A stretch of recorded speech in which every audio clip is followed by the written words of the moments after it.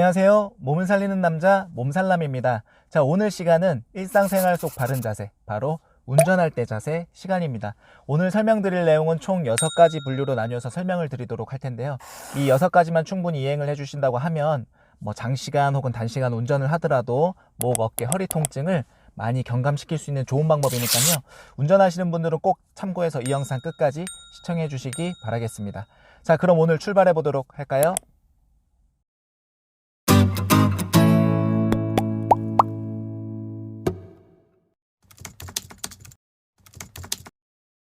자, 첫 번째, 바로 엉덩이의 위치입니다. 이렇게 엉덩이를 중간에 걸쳐서 운전하시는 분들도 있고, 이렇게 끝에 걸쳐서 이렇게 누워서 운전하시는 분들도 계실 거예요.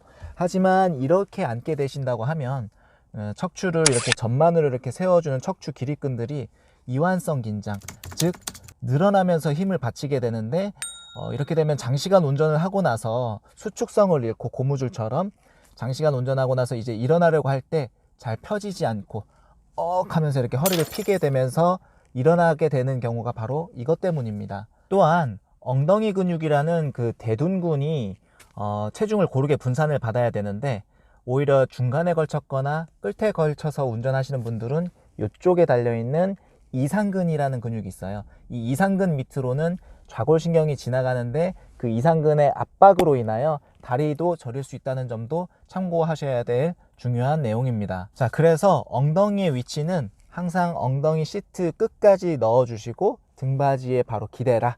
바로 이게 첫 번째 팁입니다. 꼭 이렇게 앉으셔야지만이 척추를 세워주는 척추 기립근들이 적당한 전만을 형성하게 되고요.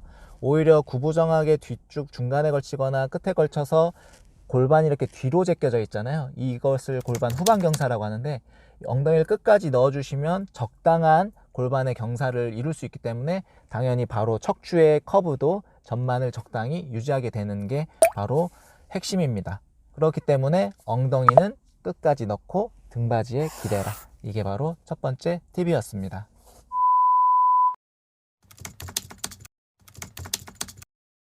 자, 두 번째, 바로 등받이의 각도입니다. 구독자 여러분들은 등받이 각도를 몇 도에 두시고 운전을 하시나요? 여러 가지 각도에서 운전을 많이 하시겠지만 제일 좋은 각도는 바로 100도에서 110도 사이라고 알고 계시면 좋습니다. 이게 왜 그러냐면, 시트 각도를 90도에서 95도로 설정해 놓고 운전을 하시게 된다면 이 시트가 직각에 가깝기 때문에 나의 상체 체중이 이 중력선과 수평으로 이렇게 떨어지기 때문에 나의 상체 체중을 등받이가 서포트 해주기가 어려워요. 그렇지만 100도에서 110도 정도로 시트 각도를 설정했다고 한다면 이렇게 등받이에 당연히 기댈 수 있는, 서포트가 될 수 있는 각도가 형성이 되겠죠. 그렇기 때문에 내가 허리가 해야 될 일을 등받이에서 서포트를 해주기 때문에 피로도가 덜해지게 됩니다. 그렇기 때문에 시트 각도는 100도에서 110도를 유지해라. 바로 이게 두 번째 팁입니다. 지금 보시는 사진 속에서도 105도 정도에서 찍은 MRI 사진이 바로 그 요추의 전만이 가장 적절하게 이렇게 이루어진 것을 볼 수 있는데요. 그렇기 때문에 항상 등받이 각도도 너무 직각보다 100도 혹은 110도 사이를 유지해라는 것을 알고 계시면 좋을 것 같습니다.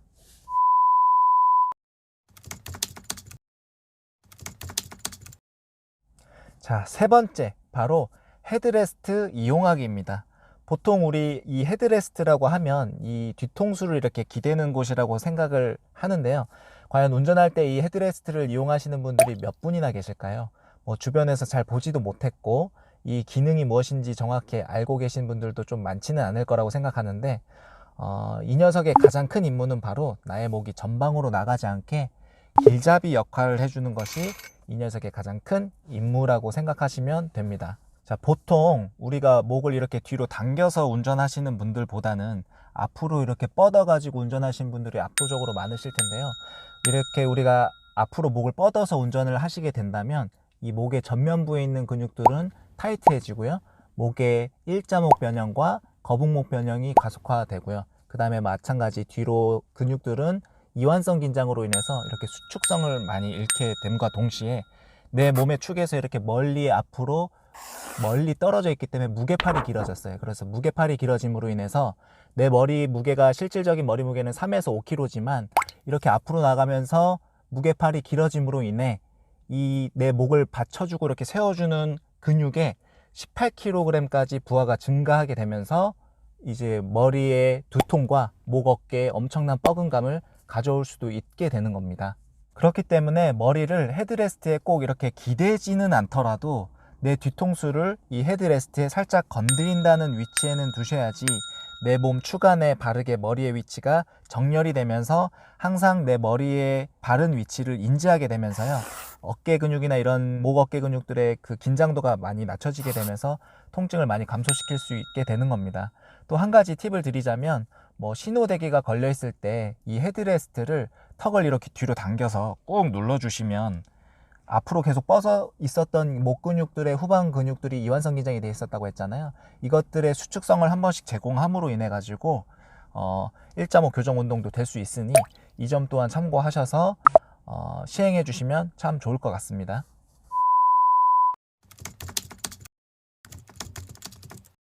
자, 네 번째, 바로 핸들과 이 시트 사이의 간격입니다.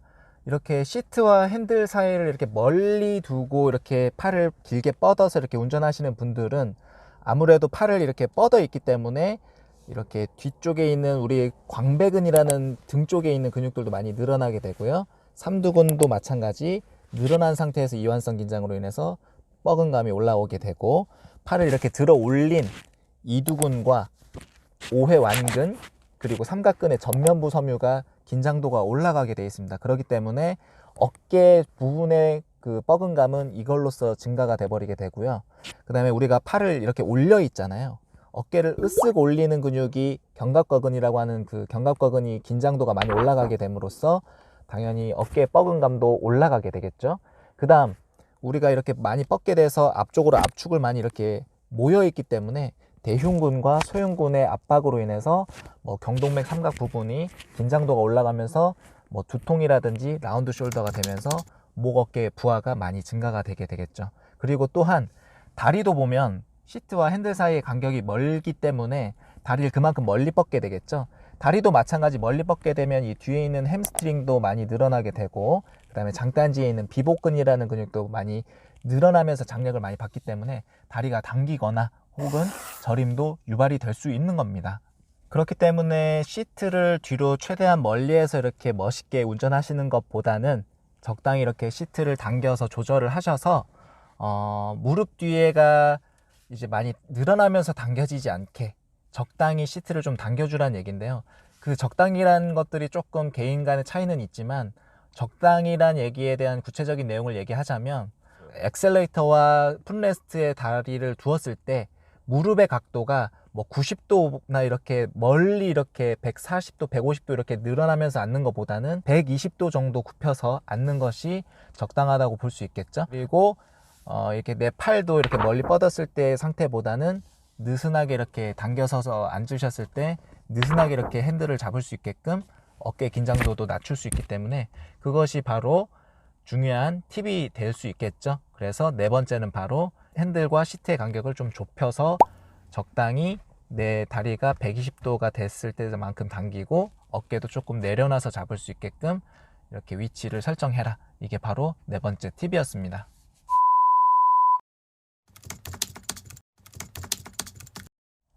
자, 다섯 번째, 바로 양쪽 발의 위치입니다. 우리가 운전석에 앉아서 발의 위치를 보면 오른다리는 항상 엑셀레이터와 브레이크에, 왼다리는 아무 장소에나 이렇게 두시는 분들이 많이 계시는데요. 어떤 분들은 왼다리를 사용하지 않기 때문에 양반다리를 하시는 분들도 계시고요. 뭐 많지는 않지만, 그래서 자동차 회사에서 이러시지들 마시라고 만들어 놓은 것이 바로 풋레스트입니다.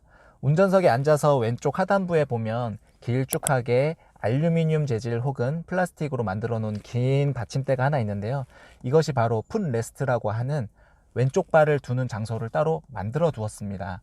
오른발은 항상 악셀레이터와 브레이크를 밟아야 되기 때문에 왼쪽 발보다는 전방으로 좀 뻗게 되는 패턴을 보이게 되는데요.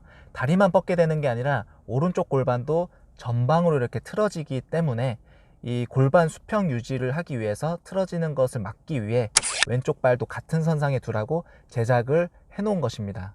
그렇지만 아무리 양쪽 발을 제대로 두더라도 우측 골반이 항상 조금 더 나가게 되는 패턴을 보이게 될 텐데요. 그래서 항상 운전을 하실 때는 오른쪽 골반을, 우측 골반을 조금 더 뒤로 당겨 주어서 왼쪽 골반과 수평을 이루게끔 자꾸 조정을 하셔서 앉으셔야지 골반 틀어짐으로 인한 통증도 많이 경감시킬 수 있으니까요. 이것 또한 꼭 생각해 보셔야 할 중요한 팁입니다.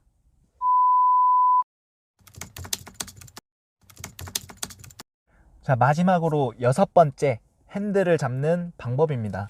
오른손은 핸들을 잡고 왼손은 창문 밖으로 이렇게 내밀고 운전하시는 분, 혹은 왼손은 핸들을 잡고 오른손은 스틱에 올려두고 항상 운전하시는 분, 혹은 드물지만 핸들 밑에 부분을 양쪽 무릎으로 이렇게 컨트롤 하시는 분, 다양한 방법들로 이렇게 운전하시는 분들이 정말 많은데요. 하지만 위에서 말씀드린 이런 방법들은 다 좋은 방법들은 아닙니다.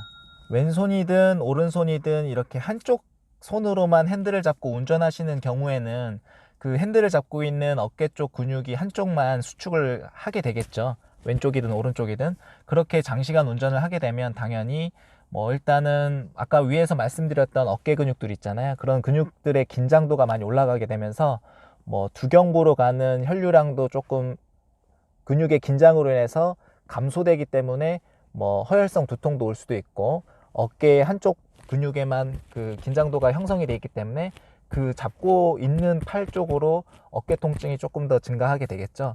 그렇기 때문에 한 손으로 핸들을 잡는 거라기보다는 우리가 양손으로 같이 이렇게 잡아 주어서 50대 50으로 그 양쪽 근육이 하는 일을 분담하여 양쪽이 밸런스 있게 잡히게 되면서 한 손으로 운전하시는 것보다는 장시간 운전을 하더라도 피로도가 훨씬 감소하게 됩니다. 또 한 가지 팁을 더해서 얘기를 드리자면, 시내 주행에서는 이런 위험 변수가 정말 많잖아요. 상황이 정말 여러 가지 상황들이 많이 나오기 때문에 한 손으로 핸들을 컨트롤 하기보다는 양쪽으로 중간을 잡아주고 엄지손가락을 거는 부분이 있을 거예요. 그쪽에 양쪽 손으로 핸들을 잡아주는 게 상황 대처를 제일 잘할 수 있게 핸들을 잡는 방법이 되겠고, 그 다음에 이런 장거리 운전을 할 때는 좀 고속도로나 이렇게 좀 이런 긴 도로를 가는 경우들은 이런 커브라든지 이런 급커브들이 크게 많지는 않기 때문에 핸들의 스티어링 휠을 보면은 밑에 구멍이 2개가 이렇게 뚫린 부분들이 있을 거예요. 그 부분을 이렇게 느슨하게 밑으로 잡아주시게 돼서 이렇게 운전을 하게 되면 그 운전하는 동안에 어깨를 이렇게 올리지 않아도 이렇게 살짝 내려놓고 이렇게 느슨하게 편하게 이렇게 운전을 해주시면 당연히 어깨 근육의 긴장도도 많이 다운이 되고 피로도도 훨씬 덜 하게 되겠죠. 그렇기 때문에 이런 여러 가지 팁들도 잘 생각을 해서 양쪽 핸들을 잡는 위치 중간에 잡아주시거나, 혹은 장거리 운전하시면 약간 밑에를 느슨하게 잡아준다든지 이렇게 해서 좀 그 긴장도를 많이 낮춰라. 그게 바로 마지막 6번째 팁이었습니다. 자, 오늘 이렇게 해서 총 6가지 분류로 나뉘어서 바른 자세, 운전할 때 자세를 이렇게 설명해 드렸는데요. 오늘 내용이 정말 좀 유익했다면 우리 오늘 꼭 한번 구독과 좋아요 꼭 눌러주시고, 장시간 단시간 운전했을 때 우리 아픈 몸을 좀 살려서 통증과 많이 이별하는 시간이 됐으면 좋겠습니다. 오늘 시청해 주셔서 너무 감사드리고요. 몸을 살리는 남자, 몸살남이었습니다.